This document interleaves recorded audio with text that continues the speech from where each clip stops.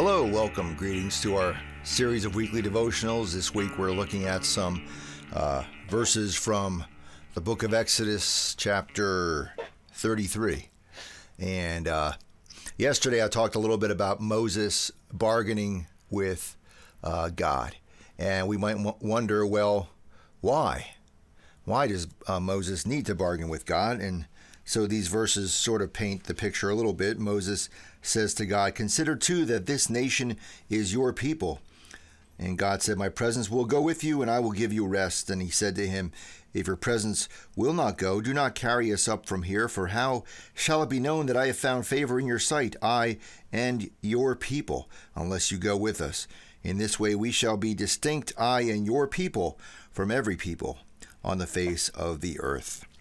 Well, the reason that Moses has to bargain with God is that he's sort of interceding on behalf of the people of Israel. And we might remember just a few passages ago, the whole episode of the golden calf did not go very well for the people of God. And as scholars note, this particular episode in the relationship with God's people and God has in fact changed that relationship forever. And so things have gone south a little bit between God and God's people. But I think that episode sort of gives us an important lesson about relationships in general.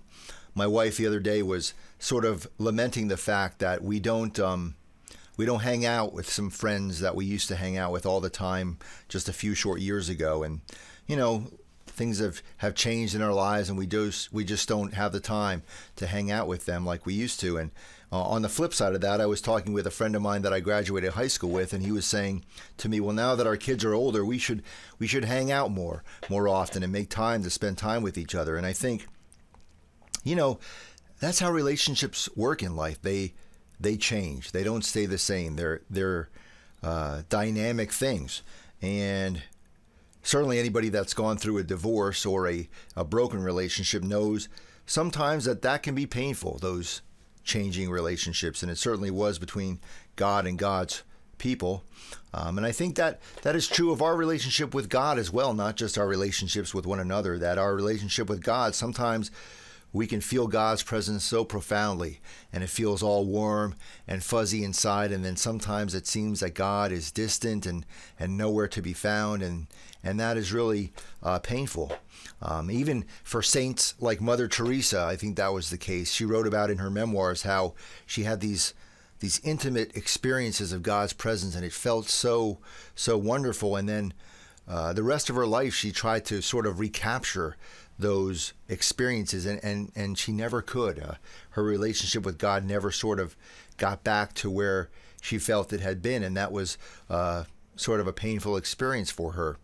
But I think that, you know, even though our relationships change, that the one thing we know about from this episode between God and God's people is that even though God's relationship with them changed, God was still present.